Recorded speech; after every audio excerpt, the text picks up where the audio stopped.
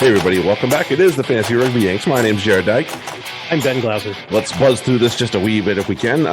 But first of all, how was getting older yesterday? Yeah, it felt the same as it did a year ago when I.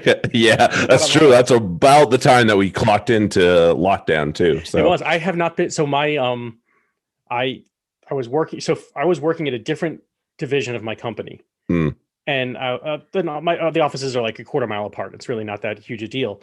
And I switched back to a place where I had been before at the other office. And that was all in the works right around this time last year. And I left. I was like, you know what? Should I grab my stuff before I go home? It was like a Friday, and my birthday was going to be on a Monday. And I was like, no, I'll be back. We won't lock down just yet. Like, we're not there just yet. And then on Monday, while I was on my day off, the company is like, nope, nobody come, unless you have to, like, we don't have letters yet. You have to obey the lockdown. And so, yeah, my stuff has been at my old desk, which I haven't belonged to at all for a year. so that's kind of how I feel. That's where that's at. The missus do anything nice for you? We had a nice dinner this weekend, actually with my folks. So there you go. Yeah. Obviously we were she's like, can we do on the Sunday, like the weekend after your birthday? I'm like, no, we cannot. I'm busy that weekend. Yeah, we have a problem for that weekend, which we'll get to. And she's like, well, let's get together the weekend after. I'm like, no, we will not be doing that. We'll get together again on the Sunday. Yeah, try again. Keep trying. Okay. Well, hey, happy birthday, asshole. Thank you. Belated birthday. I'm sure. And we had a few other people chime in for it as well. Yeah, so that was nice. Thank you, guys. It's always good. All right, let's drink. Hell yeah. Yahoo! Obviously, you want to find us on your favorite place that you find your podcasts. Download, rate, review us, and as always, tell us how you found us. We want to know those things. Yeah, we want to know if it's a word of mouth thing, or if you just stumbled upon us, or if you maybe you saw George share, the Fantasy Rugby Geek share in one of our pods. Yeah, or our advices. Mm-hmm. And on that, make sure you buy George a coffee, because this past weekend and coming weekend, he's going to be invaluable to some people. And he's doing a lot of work for it. Like, let's not, the amount of work we do for this is one thing. He's that much more. Yeah, he's diving into it, man. He really is. So, and he does it, across all the comps. We split it up, so it's a 2-man operation. So he's solo. Solo. So we can divvy it up, but George is doing it alone. And yeah, ain't nobody helping that boy. Grab your TRM upgrades, especially once the players come back from international duty. All bets are off with the Prem. So you don't know who's going to start and whatnot. So grab your TRM upgrade and help out the Restart Rugby on top of that. As always, Black Lives Matter on this podcast and everywhere else. There's no room for racism at all. And, it's unfortunate that every other week we've got something to talk about this, and it should just, if it's not annoying you, it should really bother you. Right. I mean, at the minimum. Like, I know what we're all thinking, and it's that Andy Dalton was signed to $10 million and Colin Kaepernick's not in the league. No, that's not what we were thinking. But that's he's a ginger. Right. Andy Dalton, who's completely done, gets $10 million. Well, it means the Bears, but Bears aren't very smart with that stuff. How is that even a thing? Andy, like, if you compare their careers, Andy Dalton is somehow still in the league, and Colin Kaepernick can't get a sniff, and that's entirely due to racism. Yeah. At this point, let's drop it. This whole, no, it's about the flag. No, shut the fuck up. It's about racism. It's that you don't want to treat black people as equals, and let's just call it what it is. Right. And then we have what happened. One. Yeah. What happened here in Atlanta. And it's so, I think people here in this country that don't just understand how the rest of the world works, really don't see that this doesn't happen in any other place other than here to this degree. Right. Like, I mean, people don't walk into an Asian owned massage parlor and start shooting it up because it's Asians. Right. Like, talking about killing Asians, like, not like he was specifically, like, he's like, well, I know there's Asians here and I want to kill Asians. So as much as they're saying, it's he's sexual addict. No, this had nothing to do with that. This was him wanting to kill Asian people because there's been violence stoked against them by political leaders for a long time now. Yeah. And it just went up a notch when coronavirus came around too. Yeah. So, by the way, the sheriff or whoever it was, the officer who I'm sure if you're listening to us, you've seen this by now, blamed it on the guy having a bad day and he snapped. That officer shared a tweet I don't know how long ago, but some time ago, of a shirt that he bought from, or somebody gave him from a store, and it was COVID-19 imported. It was like imported from China or something like that, and it was okay. Now I understand. Yeah, so that's your answer, boys and girls. Yep. Ultimately, the law enforcement agree with these assholes, and that's where we are as a country. Like, it's just when I'm like, hey, we have we have stories that are not in America anymore. We had the royal family last week. We could have talked about Sarah Everard this week and violence against women. And then this happened. And it's like, well, fuck. What, we can't even, we're still the stupid country. This is not a game of hold my beer, God damn it. Right. Let's not try to outdo each other here. Jesus. Yeah, fuck that. White men need to stop being so fucking problematic. Yeah, and that's coming from two fat white guys. Yeah, I'm as white as they come. Except, what was the word you used the other week? Caucasity. Something like that. Shit, that's not good. Yeah. God damn it, dude. But you have to recognize what it is. So yeah, absolutely. And if me, a fucking prep school kid, there you go, can see all this shit, then I'm sorry, people who on public school through and through, right? All that, like, you should know. Like, how come I'm done. Hated bachelors, baby. Yeah.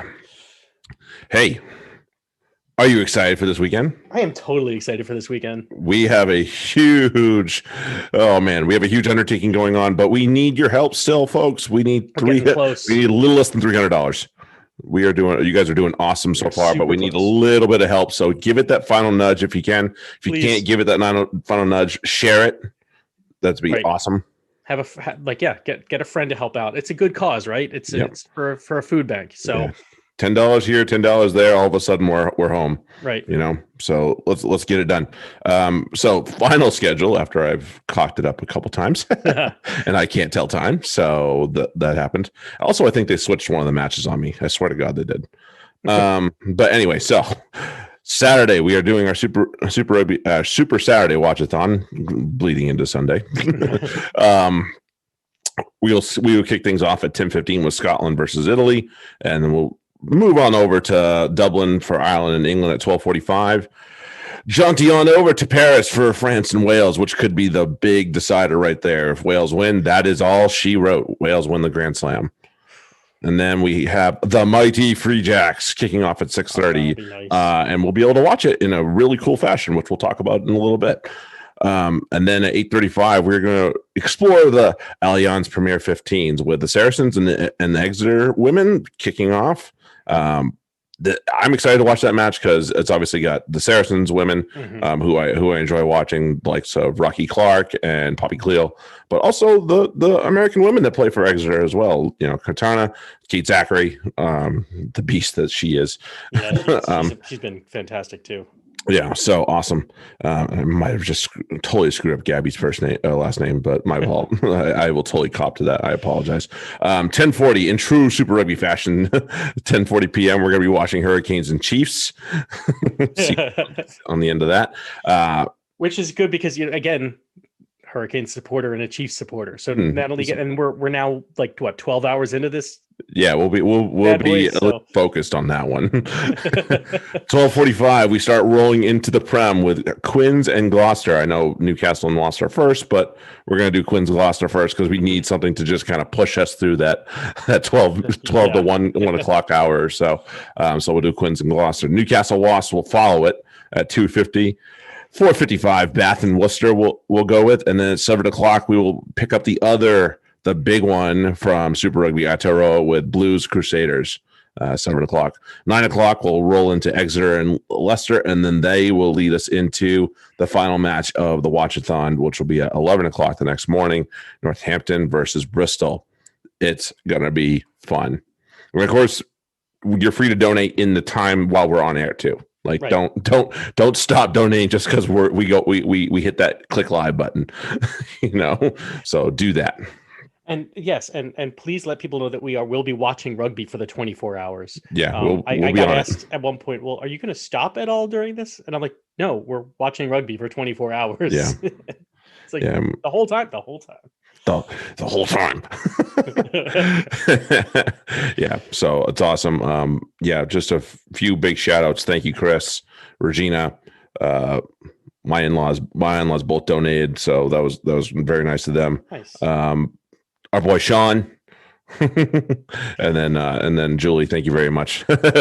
Julie left a nice comment that you and I will both appreciate. Pitter patter, let's get at her. Yeah, like it.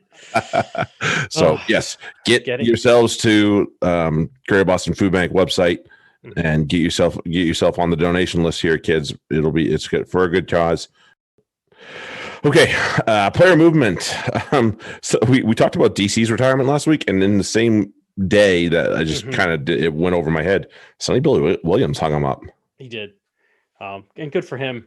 Really, I think it was a rumor at the time, and he made it official like the next morning or something. I was like, I saw whispers of it. I think I saw one English player congratulate him, I think, or something, and I was like, well, there's nothing official there, so but got to figure that was happening.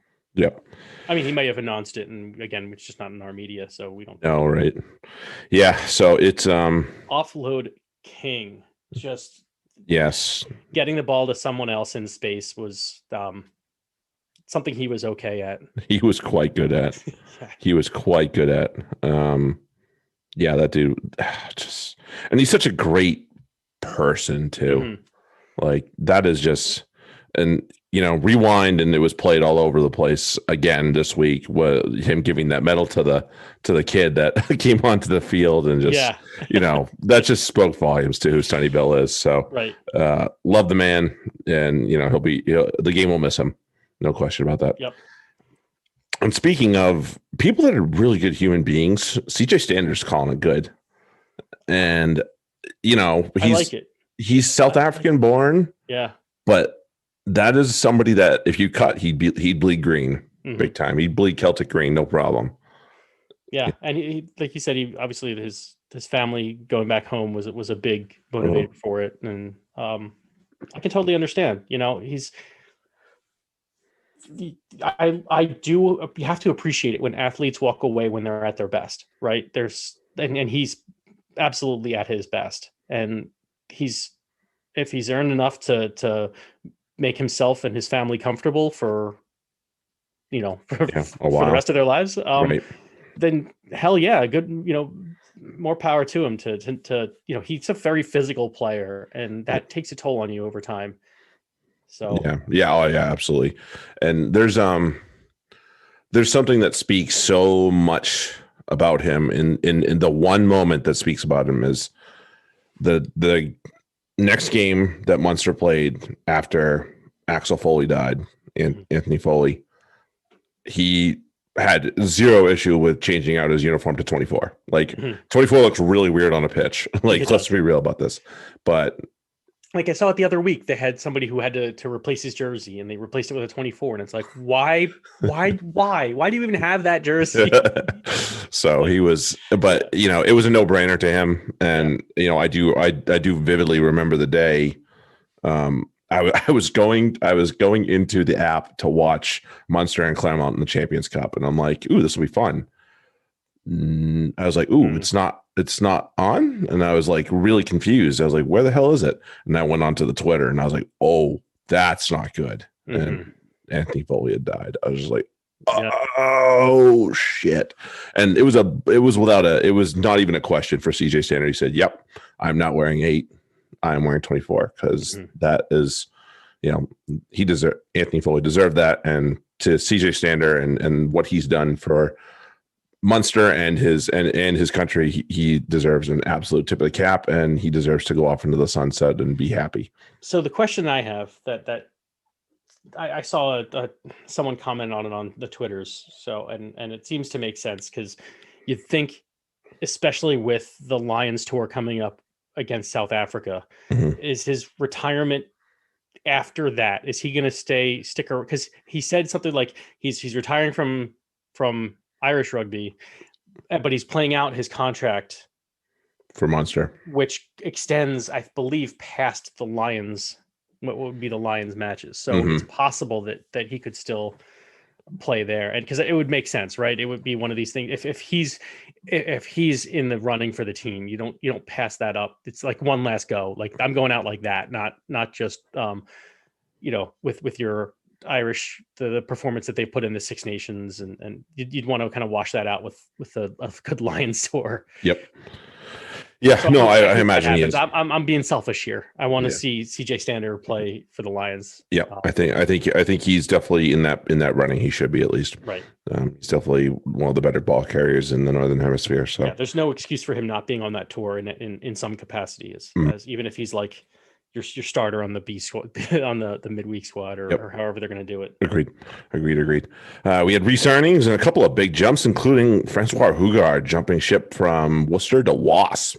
That scrum half room just got real interesting. It did. And I know Vellicott's gone, but right, that's a hell of a replacement for Vellicott. Right, Vellicott is your that. I mean, the way their Wasps are structured are pretty good, right? They have their Robson, who's he's their guy. Yep. And then you have Vellicott in a pinch if you want a seasoned veteran as off the bench or to start. And then Porter is not showing so bad. So now it's like you're replacing Vellicott with Hugard. A hell of an upgrade, but when's Porter going to see the field? Right. Yeah, you imagine Porter will see the field when Robson's away. Because we saw this. I mean, Hugard's an 80-minute player. He's not apparently an 84-minute player. Apparently, at like the 82nd minute, he's got to come out. We saw that. Yeah, I was like, "Huh? Okay. Just write it out, you dummy!" Yeah. The hell, man. Oh man, I don't get it. But and Robson, he might have to come out. But if you have the choice of finishing a match, you're going with Hugard. So right, no right, absolutely. To Porter, but damn, it just sucks that like the homeboy's never going to see the field again. Yeah, I'd feel a little hard done by if I was Porter. He's played pretty well. And then Freddie Burns is going to come home. Sounds like a crowded 10 room. Right. Yeah, we'll see how long Henry and Diaz Bonilla's deals are around. I don't remember seeing either one of them on the extensions, but it's also only been a year or two, so beats me. So we'll see. The women's international calendar is going to get a revamp. It looks like. I like it. I assume the questions around, and they're legitimate questions around, this can't be amateurs trying to act as professionals. So I assume there's some sort of money that's getting injected into this as well to get these players paid, so they're not, running around on the table scraps that they're able to scrape together with their odd jobs and their full-time jobs. So, unfortunately, we have situations where like Simi Pam is missing the match for Bristol because she has to work. Right. And that's really unfortunate. I think although she's a doctor, so fucking awesome. Right. I mean, good for her. She's doing better than most of us do. Right. So, I mean, and that's just hitting a lot of warm places in my heart, a medical doctor, as a rugby player and a prop who can burn. She's Yeah, lucky I'm not a younger man, more attractive man. Or, I don't know. I don't know about that one. Yeah, I don't know if that was. You might be shooting for the stars on that one, buddy. Right, but I'm just saying. So, I like you and all, but no. Yeah. All right. So it'll be great to see this at the level it needs to be. I almost feel like this is like maybe something they had under their hat before they announced the World Cup getting pushed back. And then with the World Cup getting pushed back, they're like, all right, we need to move this announcement forward to make sure it's ready to roll, because whether they're just trying to cover their own ass or they actually want to show support to the women's game, either way, they needed to make a move. And here we are. So assuming that all the questions that are being asked have an answer, this is awesome, and I'm really looking forward to it. I hope there's TV deals in place. If not, I'm pirating the shit out of this stuff, and I will watch by less than legal means. Like, that's the thing. Yeah, wouldn't you want to discourage that World Rugby? Yeah, please, like help us out here. Discourage us pirating. Yeah, please. Speaking of discouraging pirating, the Rugby Network, and as long as it's not the Rugby Channel. Yeah. Oh God, and that's why I said that to you. I was like, I'm glad they avoided that C word in there because that was a dumpster fire. That was a dumpster fire with a dumpster fire inside it. Like it was not good. It was bad. So yes, the Rugby Network is an excellent name, but also it looks really cool. So I've already signed up for it. So I'm going to be looking forward to that because it's going to carry loads of MLR, which kicks off this weekend. Yeah, I'm excited about that. And just saw that Grant Davis, one of our good on you, Grant. That's amazing. Yeah. Welcome to the shit show, Grant. Right. It's nice to have you around, and it's great. You know, the MLR is extremely fortunate to have him. So yes. Oh, I totally agree with that one for sure. Considering some of the helmets they do have. So just a quick talk about it. Seattle doesn't win this for a third time, do they? I think there's too much in the locker for the other teams now. Yeah, I think there's too much that's coming along. Yeah, LA seems very packed. I Toronto think is still a Toronto's still a problem for a lot of teams. I believe in our boys, and I believe we'll punch above our weight. I New think York, so too. I think New York is not going to be a pushover. No. They got what they got a couple years ago for a good reason. So no Bastero though. This time no Basta, no Nanu, but Rob Shaw's in. Yeah, so that should be interesting. That'll be interesting. Yeah, I'm looking forward to it. It'll be, it's going to be awesome. Kickoff will be obviously this Saturday, and we will be featuring our lovely Free Jacks playing out in LA. LA. All right. Okay, let's go to the Six Nations. Quickly, Wales and Italy. This was a very disappointing. I'm tired of the narrative about I saw somebody just shitting all over Italy. I'm like, dude, you're not helping. Just stop. Right. Just stop. And that Wales are good. Let's be honest now. Wales are good. Very good. Right. Yeah, and it's not as though and Italy have kept it reasonably close and for stretches, but they're just not ready. Right. And especially with Pellegrini being out they're not ready yet. Right.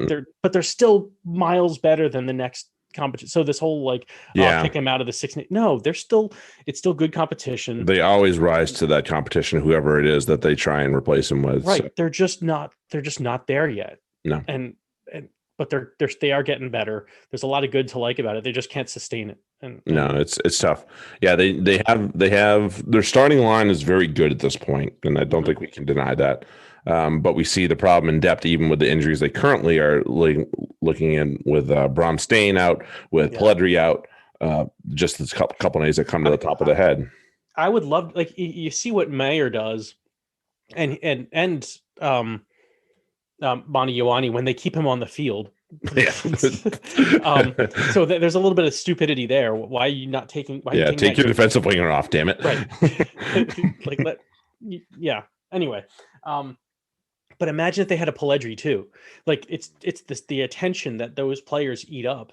I mean, they do those, they have great matches, even with the extra attention that they draw. Because if I'm the other team, I'm like, okay, well, I'm looking out for Mayer, I'm looking out for Ioane and Garbisi, and maybe Varney. But it's everyone else. It's they're Jags essentially. They're better than that. But it's they're not going to be the ones who are burning you so much. Nope. It's really those four guys. But now you add a fifth, and now it's okay, now it's a problem, right? That's 1 in 3 people. That's every phase you're going to have to deal with one of them. A really good ball carrier at the very least, somewhere around that ball, and that changes things. There's no plays off if all 5 of them could be on the field. No, I agree. I think Welsh fans can feel very confident when Dan Bigger walks away, and if Gareth Anscombe does not come back with Callum Sheedy. Sheedy has just been very excellent. Yes, I know it's Italy, but he was excellent before this game. He was. Anybody that says otherwise is probably losing their mind. He was excellent against England. Yes, he was. So yeah. Speaking of, let's go to Twickenham. Real letdown for France. I will say that, and this was a game that rugby deserves, and involving England on top of that is only good for the game, But there was less dickishness. So Aotearoa wasn't getting penalized, and he was actually showing form, so that's good. Hey, oh, I'm not supposed to do that. Okay, I'll try to do that this time. Right, hammerhead. Right. Yeah. So he kind of got some shit sorted out. Yeah, he did, which is good for rugby, right? Him having a bad match is not. Yeah, you don't want to encourage stuff like that by any means whatsoever. Yeah, and I mean, and France got off to a hot start. Obviously, Dupont got the try that he got, and I was like, please count. Yeah. It was, and France a little bit of live by the sword, die by the sword on their own part as well, which was a little problematic. It didn't help that I didn't like some of the penalties, especially. I thought some decisions were incorrectly made by Brace. Brace, yeah, same. I thought Brace struggled. He did, and that's harsh because I mean, but I can't imagine England are going to have too much sympathy there. Oh, you feel hard done by a ref, do you? Oh, yeah, I imagine they won't. Yeah. So it was. But I feel bad because I kind of wanted. I was pulling for France in this. I was too, and it's bigger picture. It's the big picture. Yeah. Fast forward. So the one thing that annoys me about the game coming out the way it did is, it means that Eddie's going to believe that there's nothing wrong with him. The RFU are going to continue to believe there's nothing wrong, and the players that deserve to be on this England team are going to continue to be looked over, and that should be really bothersome to some England fans, honestly. And yeah, you're happy you won, but at the same time, you're like, are you going to continue to go forward without the likes of Marcus Smith and Sam Simmons? Right. Do you really want to? Why don't you? Yeah. Do you really want to? It doesn't make sense. So because if those three aren't on the team to the next World Cup, what the fuck are we doing here? They don't get beyond the quarterfinal if those three aren't on that. Right. And those and they could win with them. So 100%. They are game changers. Right. Just unbelievable, but too believable. Yeah, and of course the rugby world showed its arse once again. Yeah, that was a try. We got it down. We all saw it grounded. So what are you complaining about? You didn't like the call. Who thought that wasn't a try? Right. So in our friend Terry put it well. It's nothing to do with the decision. It's misogyny. Mm-hmm. It's 100% what it is. And I'm being American, I'm going to interject race and everything because it's got to be a little bit of racism. There could be. They didn't want Aotearoa scoring, and a woman awarded the try. So all of that's in certain people's brain. There's a whole lot wrong with that, and there's a lot wrong with that person. So yeah, there's something really messed up with all that. I agree. I totally agree. No, just in general, rugby ignorance too. I didn't want that try to count either. So let's just be real about that. I did not want that try to count. I wanted France to win. That is exactly it right there. Okay. So, and it's just, so much wrong with it. Right. I thought Brace got got a lot of calls wrong. Mm-hmm. And, even that decision he got wrong initially. Joy Neville had to correct him, for God's sake. You're wrong. It was a lot of little decisions that went the wrong way, in my opinion. That's what it was. It was France would get a little bit of get their butt up a little bit, and suddenly there was a penalty against them, or they just a knock was called against them, and I'm like, nope, that's not a knock. It's a knock. Yeah, if it's a knock, it's the other way. Right. But you know what? It was an entertaining match just the same. Mm-hmm. So, credit to both teams for putting that show out there. I still think France is a problem for a lot of teams going forward. So don't just go, oh yeah, we beat France and pass it on. Like, not that simple. Not that simple.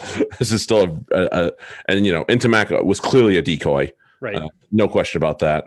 Didn't even come on the field. So. No, didn't even come on the field, which to me just speaks volumes. Like if he was healthy, I think France won this game. So I agree. Yeah. So that would have been even more, not that Jelly Bear was playing bad at all. He had a fantastic game, but if you have the chance, I mean, take out like Fiku, and now you have another. Yeah, and Ntamak plays 12 for his club sometimes, so so it's a possibility. That's definitely a possibility. But not playing at all was that tells you something. Yeah, it was mostly decoy in my opinion. Yeah. So c'est la vie. All right, let's go to Murrayfield. Yeah, I spoke French. I'm really articulate over here. Let's go to Murrayfield, 24-27 in Scotland. Watch out, they'll fucking deport you for that shit. Look out.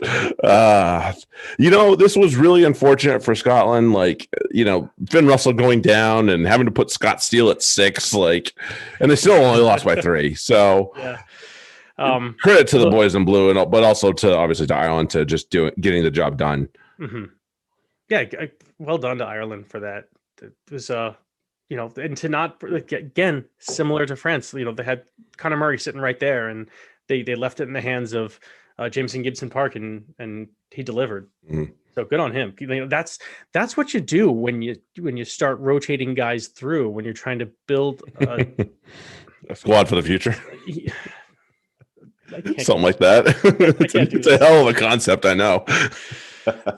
Yeah, I just don't understand why that's a problem. How old is he anyway? Murray?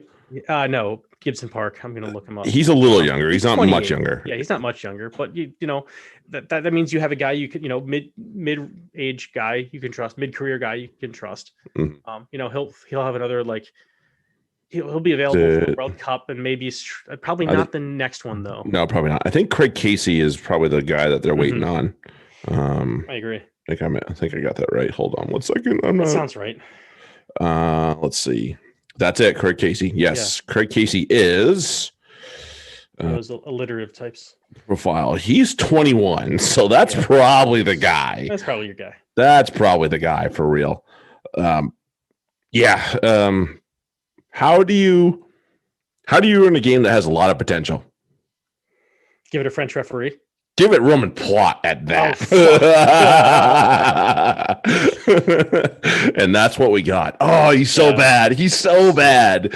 I can never get over it. I'm like, why? With all the good referees that are out there, refereeing in other leagues, are we sticking with Roman Plot? Good Lord in heaven. Right. Can the guy just, he can't manage a breakdown. Not to save his life, no. And that's the problem when you're playing in a. He got knocked over 3 times in this match too. By the way, and it's this Scotland Ireland is going to be at the breakdown. So nothing else. You don't put a guy who's bad at managing the breakdown in charge of a breakdown heavy match. That's just know your fucking teams that are competing. Yeah. This is the one where you want a Barnesy or something. Mm-hmm. The neutral stick Plot back in Rome. He would have been fine there. Right. It's not going to fuck up the match. Wouldn't have been anything drastic happening with that. Yeah. So Italy might have scored 14 points instead of 7. Really, that's it. So yeah. Credit to Mr. Stuart Hogg and the use of his chinny chin chin. Yeah. That was fantastic. Oh, Ireland were so pissed about that. I was like, please count. Not even just because I wanted Scotland to win, but because it was funny to, again, just kind of like it was funny when England lost their shit. It was funny that Ireland were so mad about it. It's no, that was just a good play. All of it was fine. Yeah, it was great. Yeah, lose your shit over something that was fine. Why are you doing that? Yeah. Oh man. And obviously Finn Russell was Johnny on the spot. Who else would it be, right? of course, and to kick it through, and like so, the rebound off of, or the bounce off of Hogg's chin, and then the ricochet off of was it Sexton back there? Yeah, I think so. Going, of course, it goes right to Finn, like because that's what happens. Yep, it is, and it was, and the Scots showed some nuts by getting that final try over the line. Mm-hmm. Just couldn't. They're not quite used to being in those types of situations very often. So they are going to have some lapses, and there's some guys that were on the bench for this squad that I was like, Nick Haining, like, why is Gary Graham not on the squad? Like, that's one thing I kind of, and he played for Newcastle this past weekend, so he did. So he was available. He's healthy. Why the fuck wasn't he playing for Scotland? Yeah, beats the shit out of me. I think he would have been probably a little bit better of a injection in there. Yeah, and Richie Gray as well. Like, I know, I know Johnny's better, but shit, like Gilchrist or Richie Gray, I'm taking Richie Gray every time. Mm-hmm. So.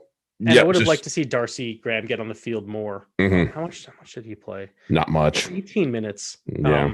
And look, and Maitland played the whole time. See, that's the other thing. Where the fuck did he go then? I think he went to fullback. Oh fuck. No, Hogg played the 80. Yeah, but Finn did not. Oh, Finn didn't. Right. Okay, that's what happened. That's right. Yeah, Finn did not. Okay. So they had to stick him back there. Oh man. Because yeah, I love Sean Maitland. Don't get me wrong. I do too. Not an attacking wing. No, by no means. They needed points scored at that point. So I'm kind of disappointed that Maitland, although like you said, Finn had to come out. Yeah, that was 62. That was it right there. That changes the. That was it right there. Like really. So yeah, good. Yeah, what are you gonna do? Yeah, what are you gonna do? Good on the boys from Ireland for finally pulling it out of the fire. In a way, it wasn't necessarily a result that I believed was correct, but at the same time, I'm happy for Andy Farrell to kind of get the monkey off his back a little bit. Yeah, I agree. I mean, it was I didn't really have a dog in this fight so much. I like Scotland a little bit more than Ireland, but I'm pleased watching Ireland win a tough match like this, especially with over 50 points scored. That's what I want to see. I don't want to see. There's some points right there. This wasn't a 17-14 match. This was a 24-27, and that makes a lot of difference. Yeah, it does. It does. All right, let's zip over to Crusaders and Chiefs. I think there's two moments we need to talk about. One was the opening moment with D-Mac just willing his way to the try line. That's the D-Mac you know and love right there. That is, yeah. I hadn't seen him, and maybe he's still getting over the knee injury late last year, but right. Just it didn't look like a try at the first blush.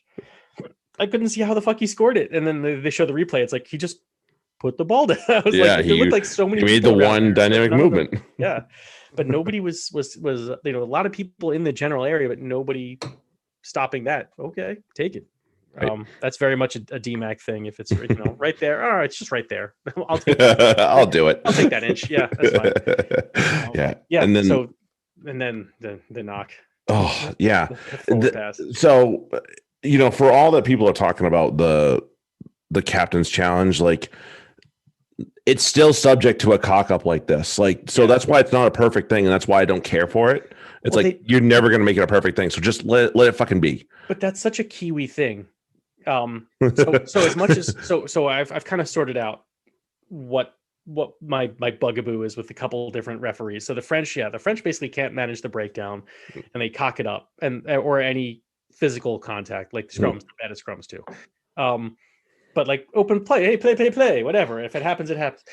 But that's like the fucking referees in New Zealand are exactly like that, but with like open play. Like if they had to, they thought the other, so not even just this one, they didn't even bother to really look at it. They were like, oh no, like was it Weber? Shit, I can't remember. They thought it was Weber that hit it. They thought Weber knocked it because they didn't really look at it. They just looked at it live in space and like, oh, Weber's arm was coming up, so he knocked it forward. And they didn't actually look at when they actually, all they had to do was slow it down once and show it, him hitting the arm. And it's like, Richie Mwanga hit it forward, never hit the ball. Like they never even looked at it really.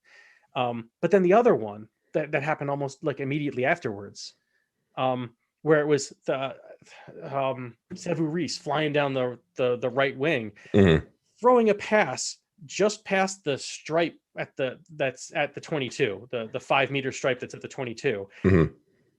So he's just beyond that, and the receiver catches it just before the stripe at the 5 meter line, and they're like, "Was that?" I mean, his hands may have been going backwards. No. You don't throw like that. Pass traveled like over 10 meters forward. It was pretty forward. They even had to look at it like 3 or 4 times. They didn't want to call it forward, and it's like New Zealand referees just don't want to call a forward pass at all. They do not care if it's a forward pass. They would be like, "Nah, whatever. It was a pass. Yeah. Let him have it." It was a pass. Although there was a blatant one that they did call that I was actually kind of surprised about. At some other point, I can't remember when it was, but it was inconsequential. It was just one of those. It's like, yeah, that was forward. Damn it. Oh well. Oh well.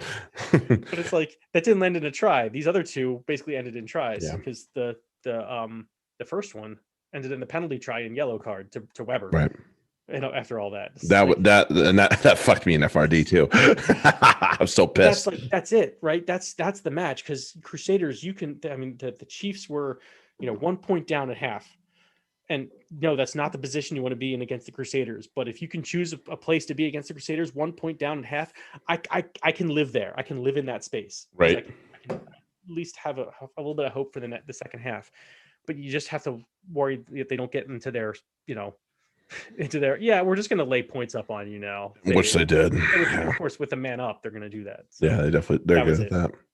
Yep. It was just all kinds of fucked up. Right. Fubar, man. And unfortunate. And as it was said, they were never going to beat the Chiefs. The Chiefs were never the Chiefs weren't going to beat them, but you want to at least compete. But unfortunately, it wasn't even that. But it was just that was its arrival. Like, the time was coming, but that whole sequence with the forward pass that wasn't called and leading to the yell, all that, and penalty try, that was it. It was like, here's that time. Now it's falling apart. Got it. I know where we are. Yeah, and I think we can put to bed who's going to be number 10 for a long time in an all-black shirt. Oh God, he's good. It's Richie Mwanga. Oh, he fucked up early, and I was like, he's human. And then okay, he's human, but he's superhuman. He responds well. He responds well when he screws up. So good on him. Good boy for that. Right. Fucking A. Traveling up to Auckland, Blues and Highlanders, kind of a runaway for the most part. Nareki went out, and the Blues just kind of took over, really, and was just like, wow, this is a Blues team I've not seen the likes of in a long time. So good on them. Like, that's a mean front row too. Like, certainly is. That is you got what, 3 all black props in that front row plus James Lay. Like, geez, that's not fair. That's not fair. That's not fair at all. Yeah, they just bullied their way over this one. There's no really mixing words about that one at all. The Ioannis are good. Oh, are they ever? Good God in heaven. They are pretty good. Like, yeah, and then you have freaking Caleb Clark, obviously, is just he's okay. Freaking house. And then who's the young kid that scored for this match too? He looked really good. Narawa, like, jeez, the shit, man. Fuck, Ruru looked good in this, right? Like, that's saying something. The hell, man, the hell, shit. Man, you need Sam Knock. Just Is Sam Derry your new favorite player? I wish you weren't so fucking awkward, but you finished the match, so good on him. Oh man, just a complete runaway. And Nareki's their game breaker, and once he left, I was like, oh boy, that's the end, isn't it? Yep. I will say it was really good to see James Lenchis out there again. That was a horrific injury when he broke his ankle the other year. Wolf. I remember seeing that and be like, he is done for a while. So it was really good to see him back out there. That was an ugly injury. Remember that? Oh, I do. Not remember that. I do. It was bad. It was very bad. It was not good. So yeah, it was. And then we had the try taken away from us. It was clearly forward. Yeah. It was clearly forward. Another forward pass, but at least I got that one right on the replay. Right. I'm like, another match. Yeah. It was like, okay, we can't do this twice in 1 weekend. Yeah, right. It's like, please don't screw this up twice. Right. Come on, man. Oh, shit. All right, let's go over to the Prem. Friday night, Bristol and Wasp had some returning bodies. Dan Thomas, Nathan Hughes, Bubbles was back, and then we did not practice that, by the way. No, we didn't. No, we did not. Tiffy at 10, but the rest of the backline looked like it was pretty intimidating. We're pretty ready to go, huh? Yeah. Charles Piutau was unbelievable in this match. He was, and I loved the structure that Bristol used in their attack, where Tiff Eden was like they had Eden is at 10, Piers was at 12, and Purdy at 13. So you have Purdy, Nutty, Aotearoa, and now Lago. Mm-hmm. 3 wings on the field, right? And the way they worked it was they were like, okay, well, when we're attacking, Piutau, you're basically our first receiver, and Eden is like a 12 essentially. So I was nervous about starting Piers O'Connor because I'm like, 12s don't score much, but they still used him like a 13, right? So it was really I love the innovation, given the lineup that they had to go with. Yeah, they were kind of pigeonholed into a lineup for the most part still, right, even with the returning players. Yeah. But everybody involved in that played really well. So, and it paid off even in the fucking pouring rain. Oh man, it was pissing down rain. They get the bonus point, try get it any way you can, man. Yeah. Get it any way you can. But in fairness to Wasp, they came out pretty hot. Mm-hmm. They came out firing. They were not. They were trying to prove a point. Just probably the wrong team to try and prove a point against. And yeah, I mean, well, that's what you got to do when you're going into the house of the top of the table team, right? You got to come in and especially with your Wasps who are struggling. If you kind of ease into it, then just let Bristol get into their paces, their structures. It's going to be a long fucking day. Mm-hmm. So Wasps did what they had to do to make it as favorable to their effort as they could. Yeah, Vylon, who scored, mm-hmm, did not expect that at all. Nope. Not somebody expected to get on the scoreboard. No, not so much expected to see the field too much either. Yeah. The available players that this team has. Right. I will say, and Lee Blackett's obviously just trying some things at this mm-hmm point because he's trying to figure out a way to get the team a spark. I will say when they signed him at this point, he's probably a bit of a disappointment. Tom Willis has come through and been the better 8-man, mm-hmm, really. Yes. So, yeah, that's probably a little bit of a disappointment for what they signed Vylanu for. But, hey, he got over the line, so there it is. Right. The king of Bristol has scored as well. I think that they said that was his first Premiership try. I don't think so. Good for him. Yeah, that's true. No, he scored in the Champions Cup. Yeah, there you go. So it's his first try. They took it away from him, but he scored. Oh yeah, that was amazing.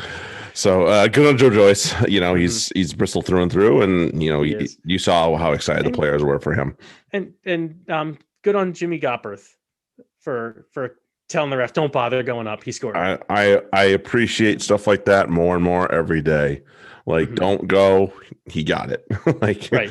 Let's not waste our time with the TMO. He got it. Right. Why are we talking about this? Like, yeah, he got it. Yeah, the guys who say they didn't get it, or all of them like it a lot. So, so good on Jimmy G. Yeah, attaboy.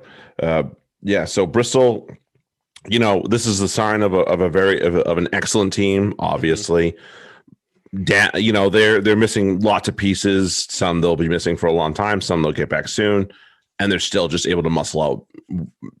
Bonus point wins by 17. Mm-hmm. So that is a sign of a quality team for sure. In the driving rain, and not like just bruising forward tries too. Mm-hmm. Like they scored. The Aotearoa try was very nice. Yeah. And the Piers O'Connor. Right. So they scored some open play tries.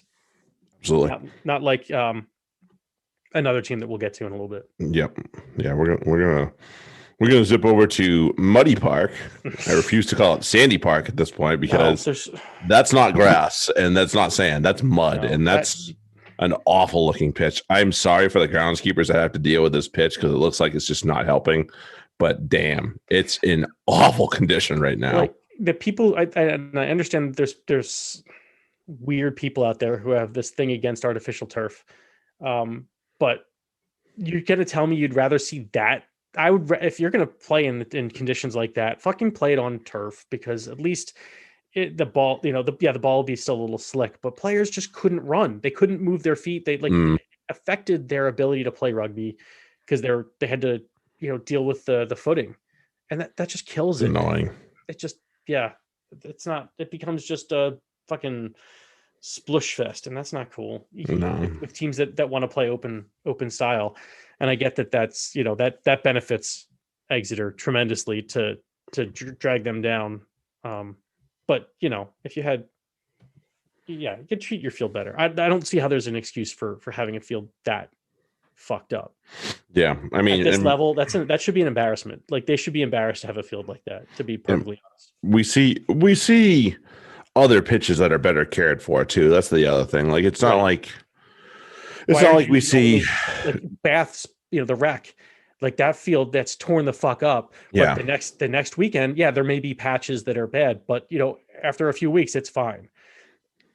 Exeter, Sandy Park, there's no reason for the field to look like that at all. None. Unless they on want a bog like Bath is.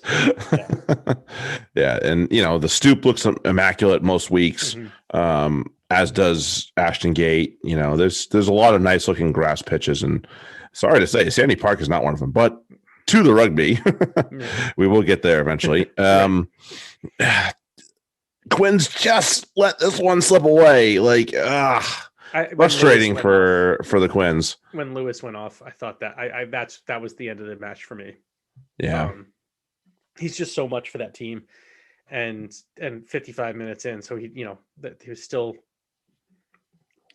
shy of where you'd want him to be, but to have to come out due to injury that's not good. It doesn't bode well, and it clearly affected the team.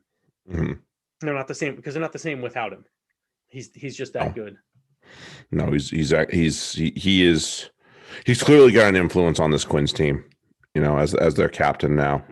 So that's a load of credit to him. It's it was just a good old slog fest, really, in the end. And really, this type of match, we deserve better. So it's too bad that it had to be that way. I was really disappointed that it just had to be such a fucking chop fest. It was just, and it kept Sam Simmons off the board, by the way. Yeah, that's true. He had a couple of potential opportunities that he just didn't quite have footing and didn't quite have his same pop. So you're slowing down your burner. You're slowing down your best player, right? And maybe that's worth it if you're slowing down Marcus Smith too. But yeah, and Marcus Smith is, he'll deal with it, right? He's done it, and he's got a pretty nice number 9 that feeds him the ball too, that can look after it for him in case with Danny Kerr. But yeah, he's learning, and he's learning pretty quickly at that. So I love the boy, and I hope this is only going to get better for him. And one guy I want to just give a good notice to was Will Evans. He played balls off in this match, deserves every bit of plaudit he got. That dude, we have 16 tackles. That's pretty good. We'll get to another guy that had a bunch of tackles later on. Oh, fuck. 16, that's a nice half. 5 turnovers won though as well. So that's a 7. That's a really good 7 right there. So they found their 7. They're good. Excellent 7. Yeah, that was well done for them. All right, let's burn through a few more here. I would like to see. It was nice to see Vermeulen back on the pitch. It's been a while since he's been around. Right. It's been a bit. He started this match for the first time, so it was good. He got 60 minutes, or a little over 60 in. So yeah, good on him. I'd like to see more from him. I think that Capstick has been the better player recently than Vermeulen has been. But I just wanted to acknowledge Vermeulen's presence on the field. Yep, he was good. Let's John up to Kingston Park real quick. Couple of late subs, kind of causing a few things to go a little haywire, causing a ruckus. Yeah. Best moment of this match was the nice little image we have of the two Mataveses from across from each other. Joel and Josh Matavesi across from each other. That was really cool. And mom and dad take a picture because that's pretty cool. That really is. So I would definitely take a picture of that.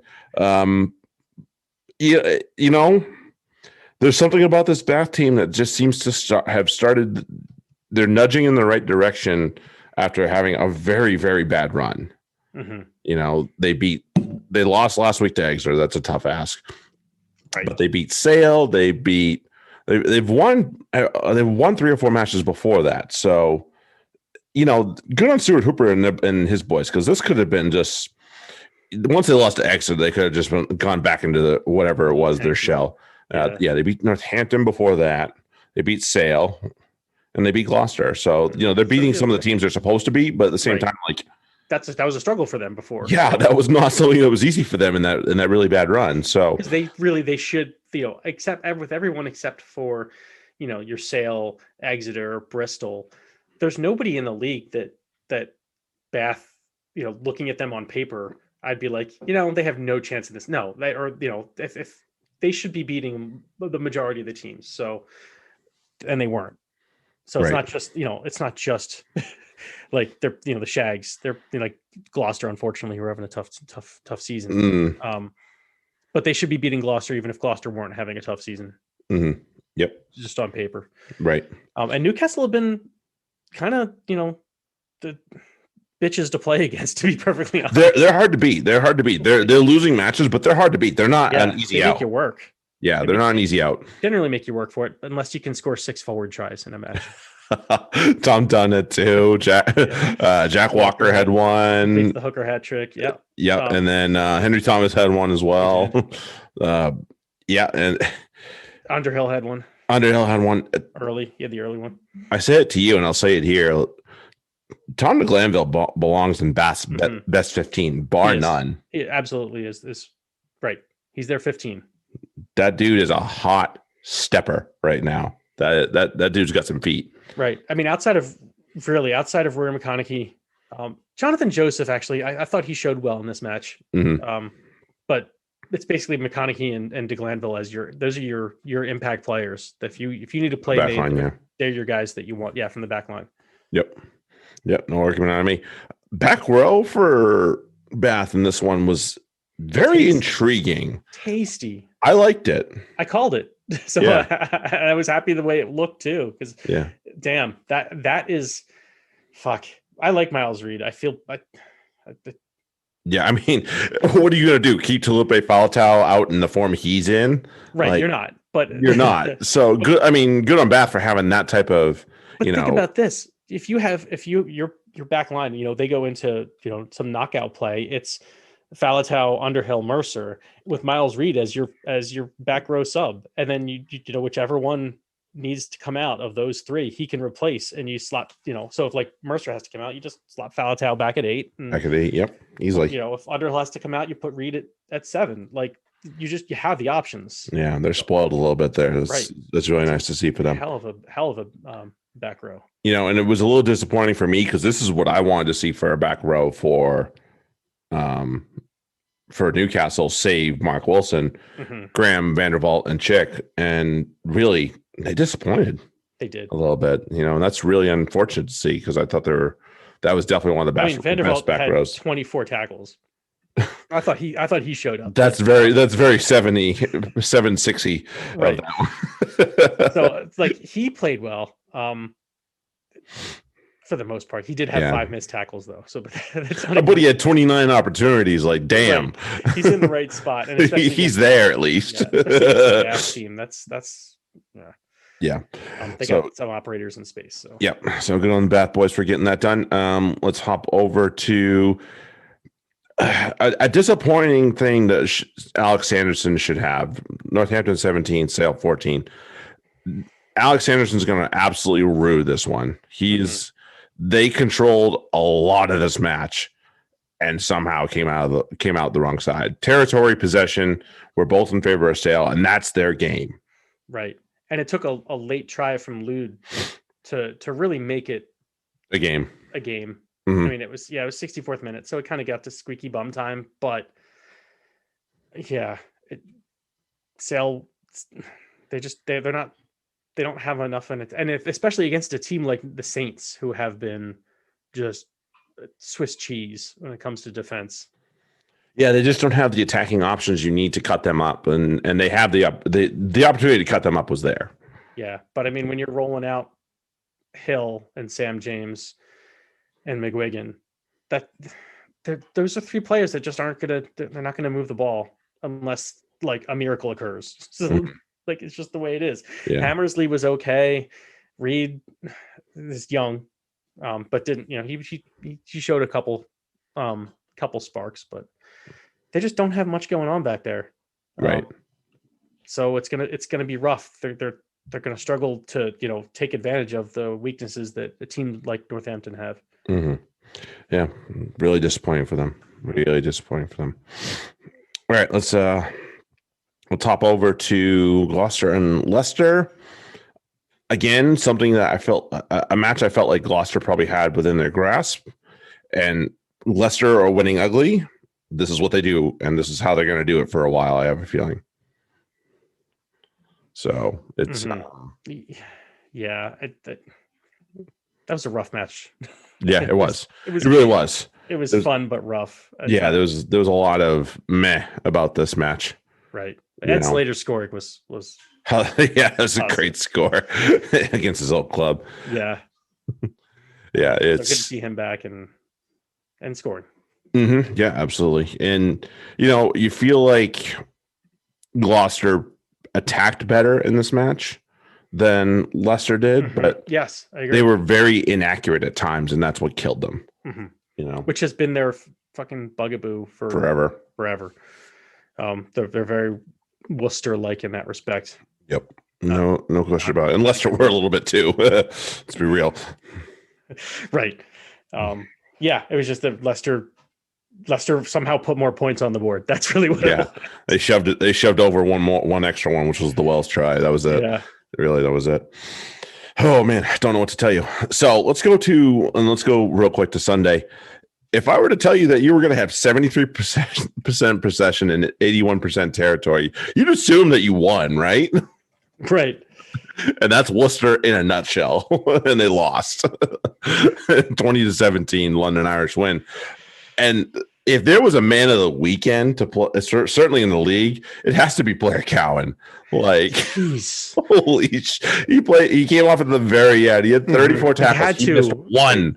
He missed one tackle. He was one tackle short of getting 100% on 30 plus tackles. Right. I mean, the man's back was clearly aching after lugging those giant clangers around home. Of course, he had to come out. Yeah. Oh man, loads of credit to that man. That's the best back row, by the way, for sure. Tuisui, Rogerson, and Cowan. No question about that in my head. So that was amazing. Yeah, talk about it. I don't know how the hell you keep going with that many freaking collisions in your locker. Yeah. Do you have any carries? Oh, let me see. He had 9 meters, so yeah, you had a couple carries in that case, probably. Yeah, that would be a couple. Only one. So 30 odd tackles plus a couple. He's pushing 40 contact areas. That hurts. That's a lot of hurt. So between he and Rogerson had 27 tackles, missed one. Jeez. So that's like. That's 60. That's 60 plus between the two. Tuisui was the slacker because he only had 10 tackles. Only 10 tackles. Only 10. Come on, Albert. What did he do? I mean, he did only play 60 minutes. So that also had a factor into it. Yeah, because Donald came on and he had made 11 tackles. Jesus. In 21 minutes. Man. Tackles. The whole team combined for 262 tackles. Fuck. Like, I mean, you never want to have to put in that kind of defensive shift, but when you can and you can come out on the right side of the scoreboard, you got to feel really good about it. It probably means you're playing Worcester. That's probably true. It's probably true. Oh man. But to the other side, I love seeing Tom Howe back, Mm. and I'm sure Worcester do too, because he can scoot, and he finds gaps that and he opens them up in ways that you know only Nick David does. Seems it, yeah. And this has elements to me of Worcester's best back line. Really, if with Venter at 12, Morris at 13. Agreed. And I'm sure there's another wing that I'm just spacing on instead of Humphreys. I'm not a huge just fan of Humphreys, but this is a formidable back line that Worcester put out there, and they used them. So yeah, to see that those, you don't see those many missed tackles. That's impressive. Yeah, it is. And the Centurion Niall Annette got over as well. That was kind of cool. He loves it. He loves his ball in Worcester. So the fact that he was able to get over and they were able to celebrate him in that fashion was pretty awesome for his sake. So good on that guy for getting that job done. But we talked about it. There's something going on in Brentford. It's they're in 5th currently. They're within earshot of top 4, which is crazy to think about. Granted, top 4 down to top 6, even 7 is separated by 9 points. 3 to 7 is separated by 9 points right now. So it's very tight. It's tight, but hey, they're there, and this is not something our buddy Michael, the London Irish blogger, is probably dancing in his at his flat over in England right now because his boys are looking pretty good. They are, and there's a lot to like about them. So maybe not their 10, right?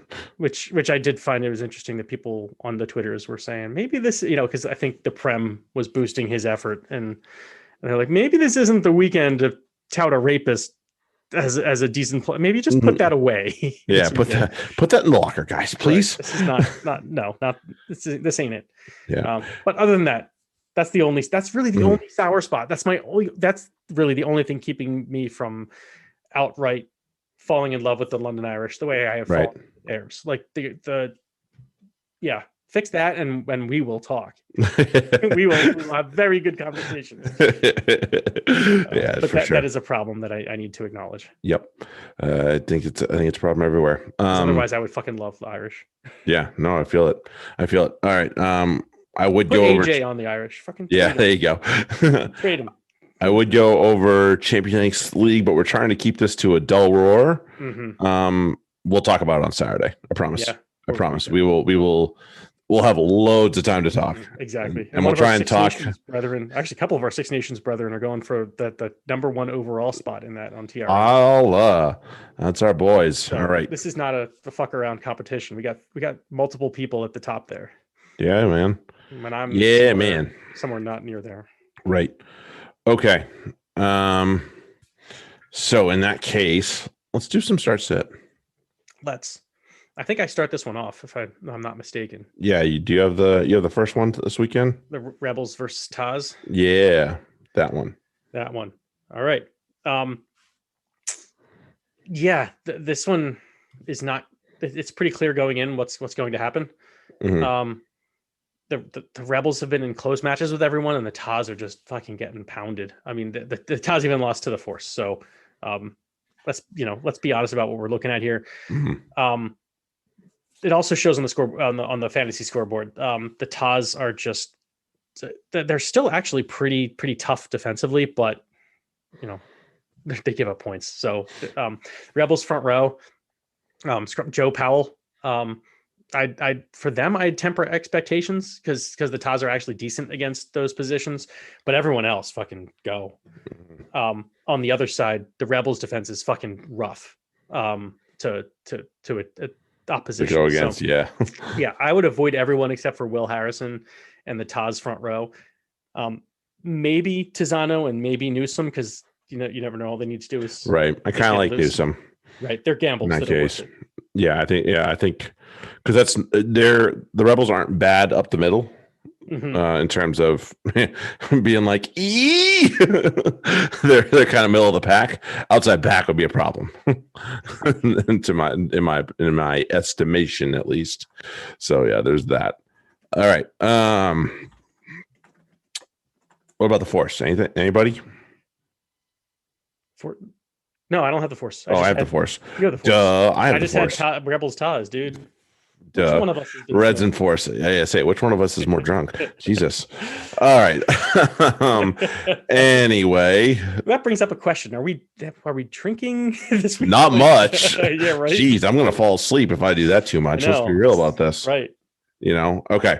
So with that though, Reds are actually not terrible against 10s. So Jake McIntyre is in play this weekend if you wish.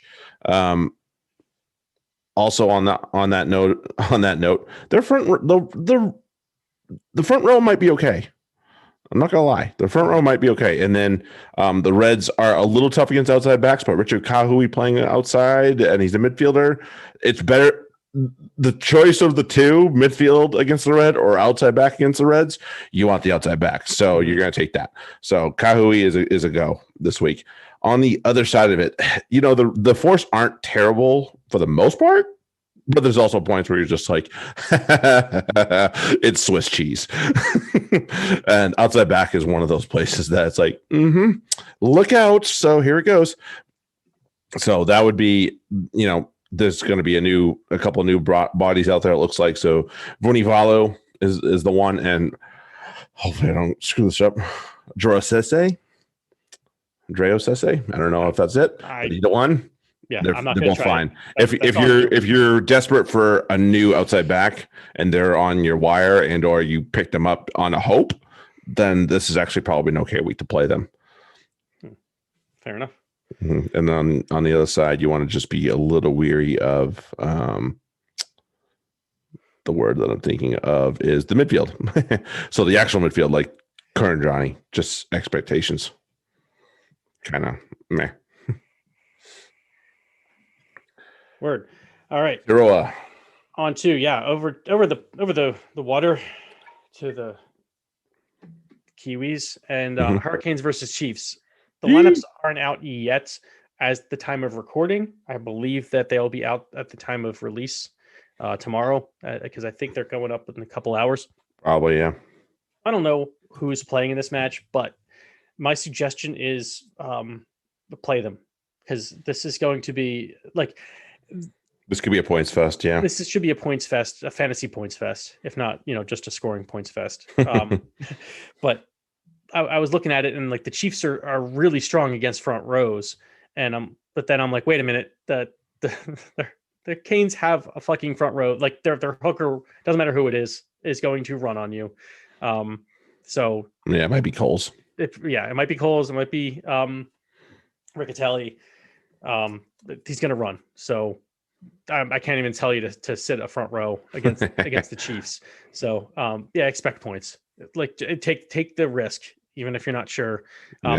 Maybe look out for 12s. That's the only. But that's Chiefs, usually the tough. But spot. Chiefs usually can score from 12 because they just put bodies out there who just run.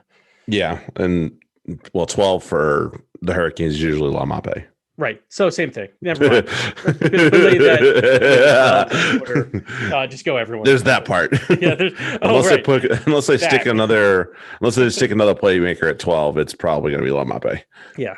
And so right. There you go. Either way, both these clubs use their 12s as as weapons. Yeah.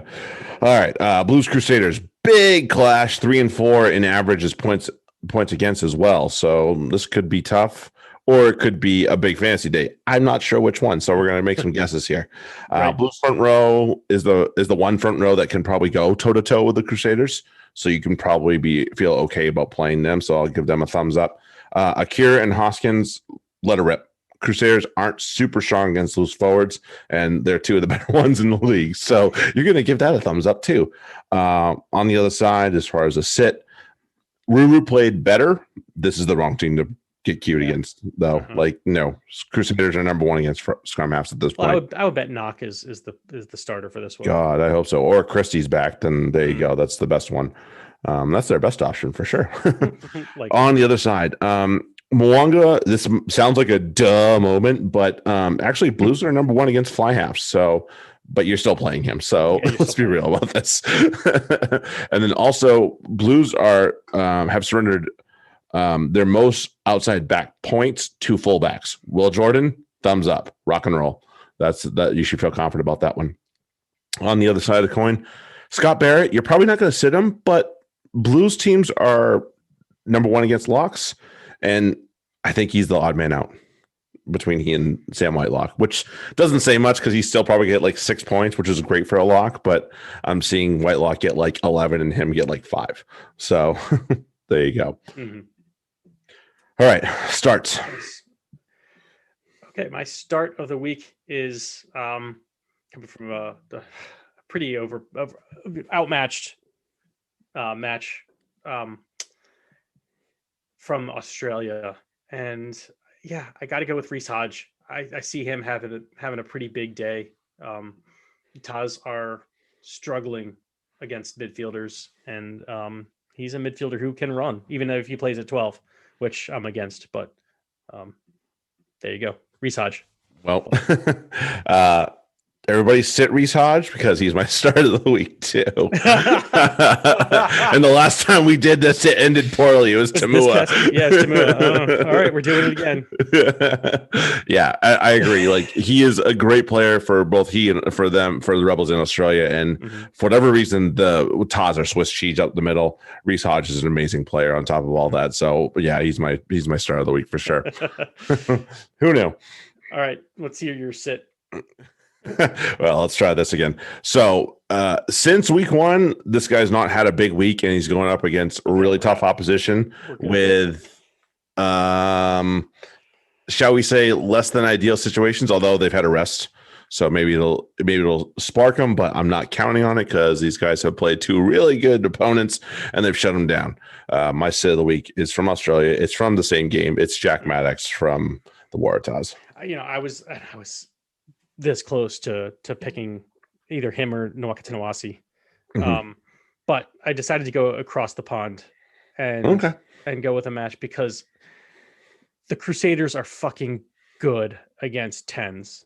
And I'd like Aotearoa Black a lot, but this is the match where I just don't see him scoring many points outside of his boot, really. So he's my sit of the week, but it's more of if you've got like a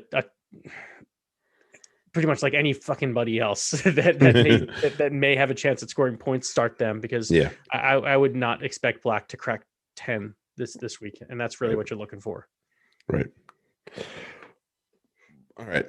You want to do Prem or you want to do Six Nations next? Let's do Prem because they're next up on my. Done. Perfect. Right. I think I'm first on this. No, I'm not. Yeah, you get the Friday match. Okay, the Newcastle Wasps. That's what that is. All right. Here, McGuigan and Mullapola are options. So Newcastle's front row in FRD is also a pretty decent option. Stevenson and Penny too. I thought Burl and Wakoki showed pretty well. And that Wasps do allow other teams to run on them. So especially in FRD, the Burl and Wakoki and Stevenson and Penny are guys you want. And Stevenson, I think, is even a midfielder in FRD. So I think he is too, yeah. Look his way. On the Wasps end, the front row is good to go.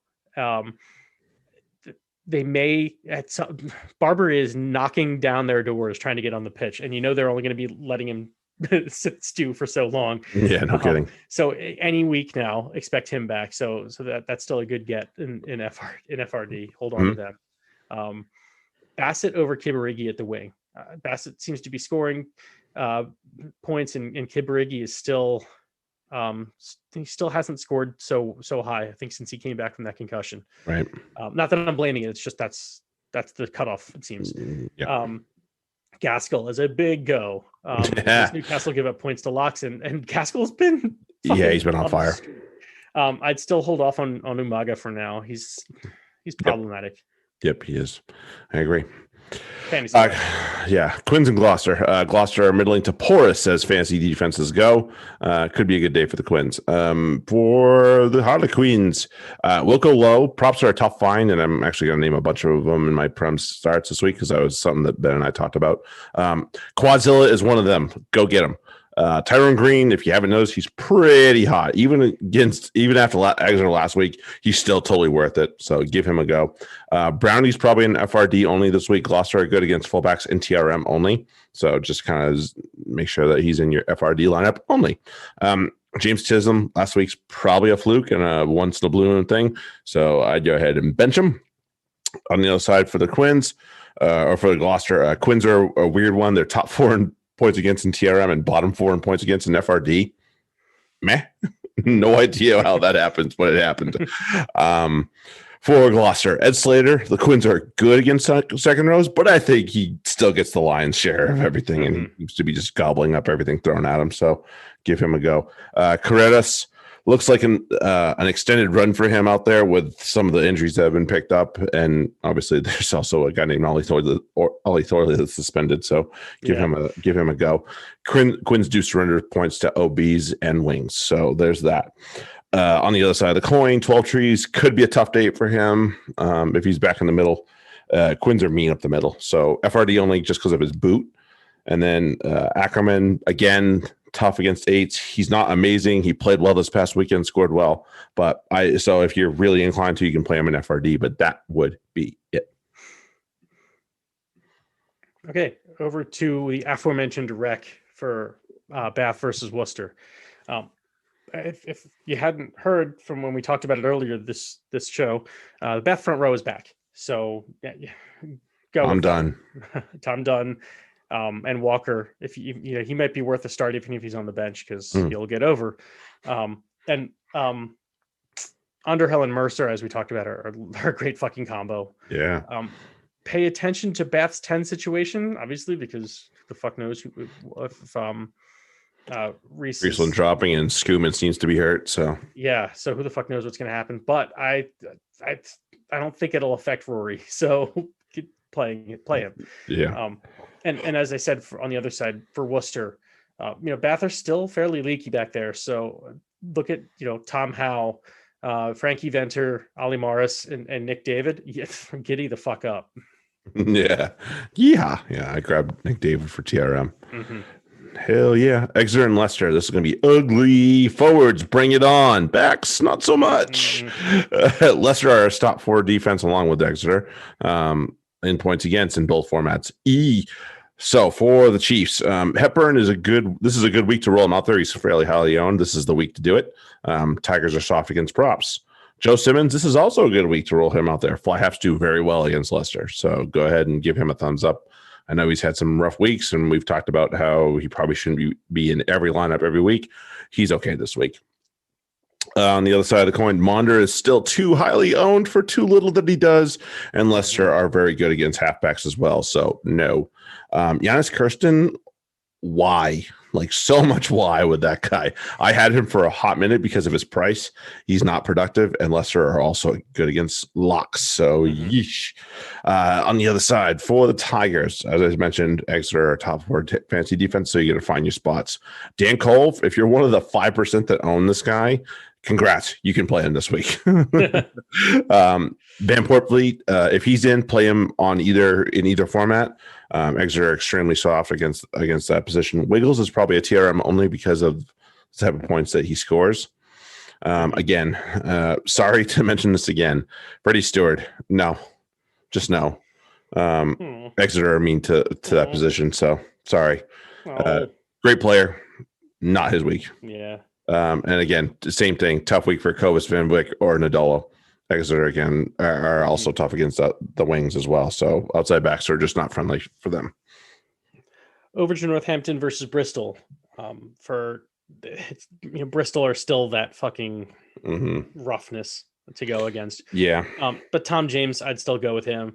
Pierce Francis, where the fuck did he come from as a fantasy scorer? Right. Suddenly he's been putting up a ton of points.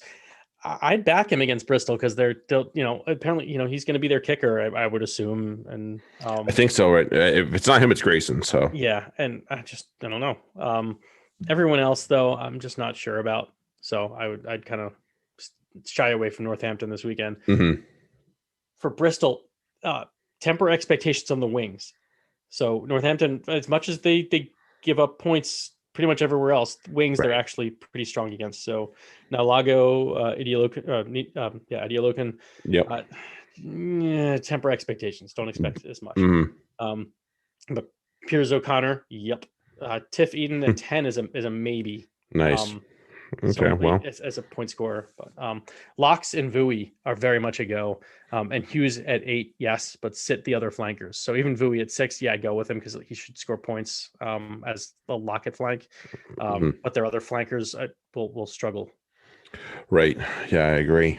All right. So the other match, the one match we're not going to watch this weekend in the Watchathon, Sale and London Irish. So the numbers say play him in terms of who he's going against, but he is way too highly owned for me, and I don't like him. And it's Cooney Eustace, and yeah, no thanks. No. Although he dropped since I last looked at this, so he was at 6. Now he's down to 4. So congratulations. Some of you got smart. Congratulations.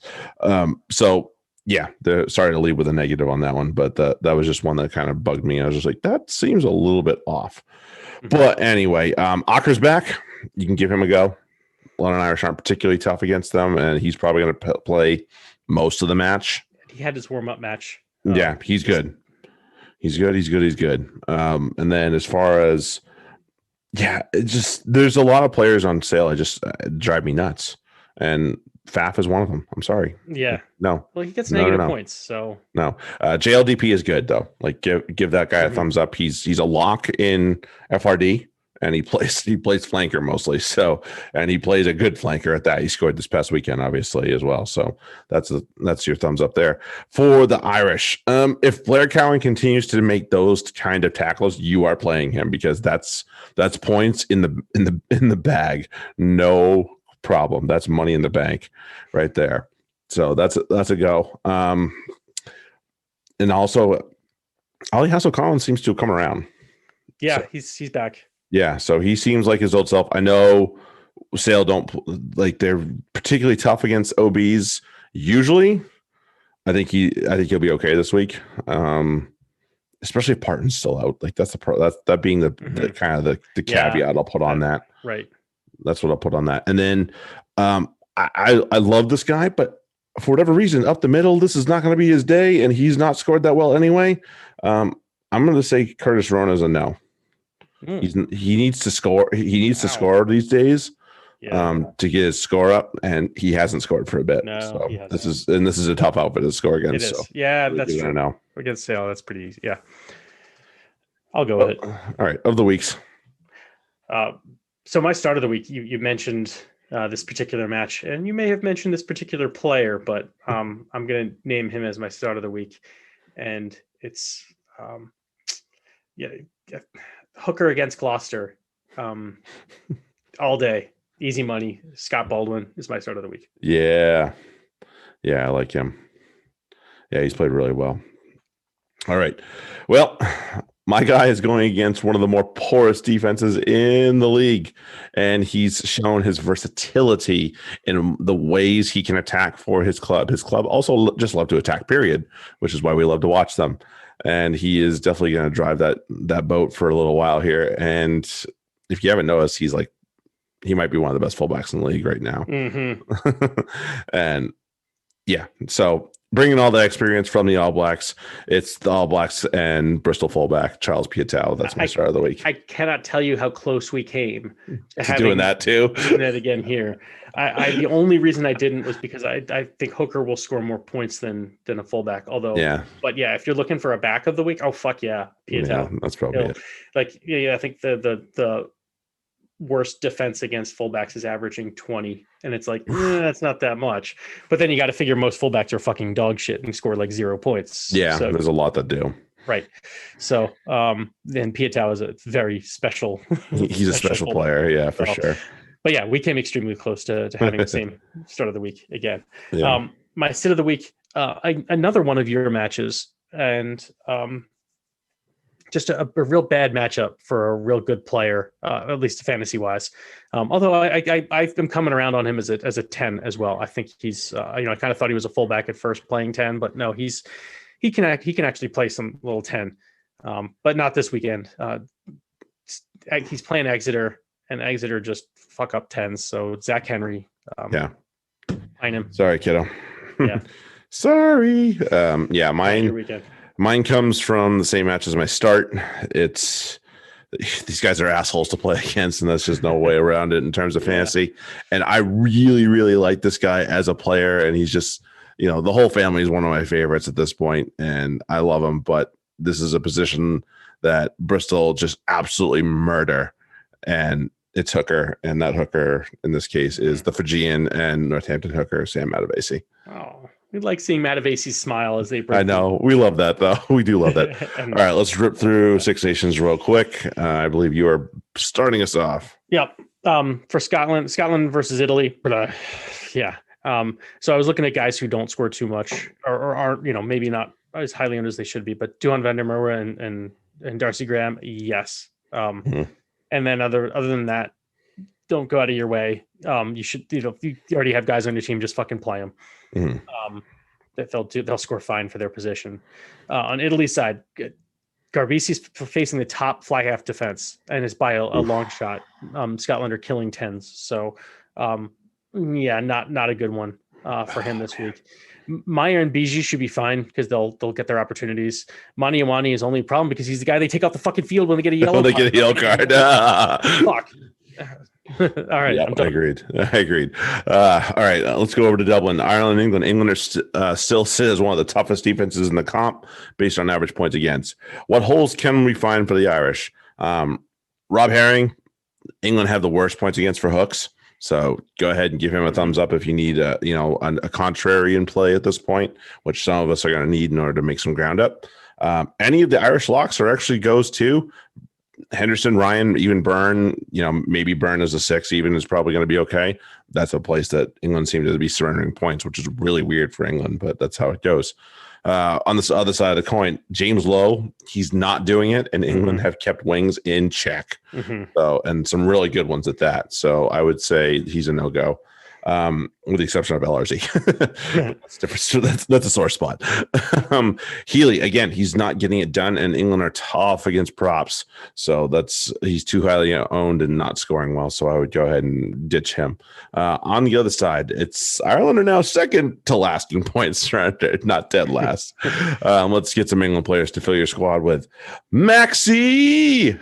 If he still starts again, Ireland are terrible against fullbacks. Do it. He played well now. He took did. The opportunities, so I'd like to see him play again. Daly had dick hands, so yes, he did. Dildo hands.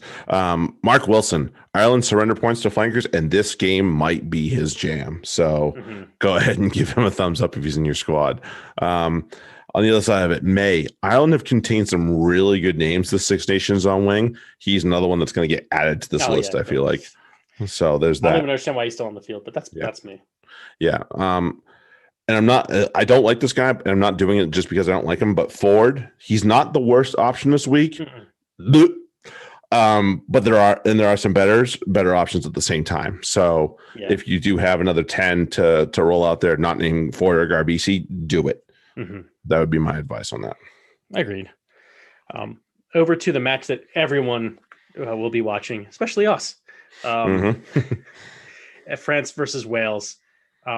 Wales are giving up the most points to 10s, but they're stingy on the front row. So that may change how you deal with France, I guess, a little bit. Like Jalibert, Dupont, Dulin, Olivon. Yeah, go with them. Marchand, maybe hold off on him. On the other side for Wales, there's points on offer against France. Alan Wynne-Jones, Louis Rees-Zammit, Faletau. Expect a dip from Tipperick because France are really stingy to flankers, and he only got 21 versus England. So it's not that he's not going to score, 20 plus points. But, we have certain people that we know of who routinely captain Tipperick. This is the week, if you're going to not captain him, it would be either against both England and Wales. I'm sorry, and France. So, hold off on the Tipperick this weekend. Yeah. Maybe there's plenty of options like a Hamish Watson who will score both. Probably, yeah. His place. Yeah, I agree. All right, of the weeks. So my start of the week. This guy has been probably can't have my start of the week because I think you've had him already. So yeah, there you go. So this guy, he's actually been one of the more consistent performers outside of DuPont at his position. He's going against a team that like to surrender points, and his style, I believe, fits very well. So, and he's going to be a little pissed after last weekend as well. And he's basically played most of the minutes that are on offer for his club, for his team. So my start of the week for the final round of Six Nations is Glasgow Warriors and Scotland scrum half Ali Price. From the same match, you're going to have him on your team. This may be a good replacement captain. And I will say that I'm pretty pleased with the way Louis Samet turned out with his 41 points. That was a good one. Yep. And it turned out very well. This is another one who, again, if you're a Tipperick captain regular, I'd maybe consider replacing him with Stuart Hogg this weekend. Hogg has been just fucking on fire. And he's going to have fucking opportunities. Yeah, I believe it. Yep. So of the week. My sit of the week is going to be from the Ireland-England game. I mentioned how awful Wings have done against the English. And I really like this player. I don't think this is a knock on him by any means whatsoever, but he's super highly owned and he just hasn't scored well this Six Nations. And usually he has a match or two that he scores well in Six Nations. Hasn't happened this year.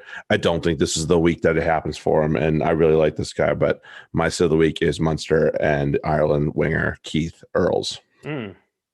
Fascinating. I'm staying with the same match as our starts of the week. And sticking with it as far as saying that since he's facing the top fly half defense, give him a pass this weekend. And so I'm codifying that advice with making him my sit of the week. Again, not same with Tipperick. It's not that he's not going to score well. He may get 15 to 20 points, but he's not going to get really more than that. I wouldn't expect. So Paolo Garbisi, there are plenty of better scoring 10s available for the weekend. So go with them, sit Paolo. Yep. I agree. Okay. So we have some pick 'em and we'll be out. All right. Rebels, Taz. Rebels. Okay. By default, you get the Chiefs. I get the Hurricanes. Done. Yep. Reds Force. Reds. The big one. Blues Crusaders. Oh, and this is Blues. It's in Auckland. Blues. Okay, there'll be some more ground to be separated, comma / gain for me. All right, over to the Prem. Newcastle Wasps. Wasps just aren't they're not showing up. No, they're not. This could be the way Newcastle have been going though.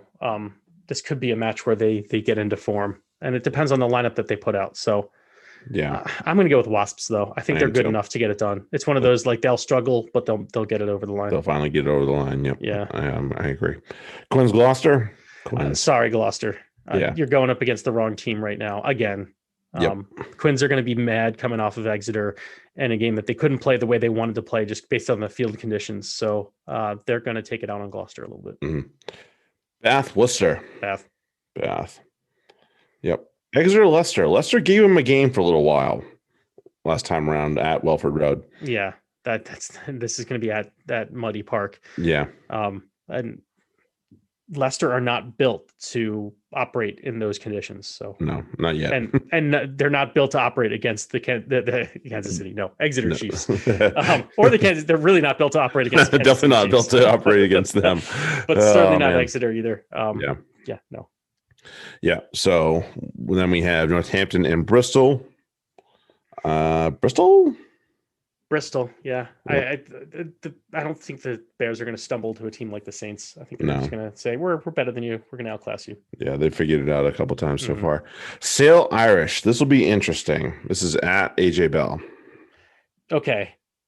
I see we can't do a caveat because what if AJ has a sit? And that changes things. Yeah. I think the Irish have too much power. I think they found this is the game they kind of turn the corner and say, here we are. We are here to be a legitimate contender. Yeah. They've had at least for playoff. Yeah. And they will show they've shown that they'll step up and throw a punch at a top tier team. Right. And Sale Lude has been steadying for them, to say the least. And so is AJ, but I still think they're vulnerable. I don't like their positioning right now. And, I don't think they have their feet as under them as they think they do. No, I think they're missing a few things. Scotland, Italy. Scotland. Yep. I think this is at Murrayfield too. Yeah. Yeah. Oh man. Ireland, England. Ooh. And it's Dublin. It's in Dublin. Ireland. Yeah, I think I'm going to take them too. England have a pretty good streak against them at this point. I think this is where it comes to a crash. Yeah. Unfortunately. France and Wales. Do Wales get the Grand Slam done and leave all questions answered all? Grand Slam. Yes, they do. Yeah. France, for all of their Frenchness, have not their loss against England was not a French performance. Match. Yeah, like the bad French. Right. They're still due and they're out. Right at this point. Really, they can't catch Wales. Oh. They can. They can. They're right because they have 2 games. There are plenty of chances for them to catch them, but it's a matter of one winning this match and 2 taking it to Scotland in the rescheduled match as well. Right. Which I can see the French. Let's see what they do when they face a little bit of adversity, and I'm gonna bet on Wales because they just are a little.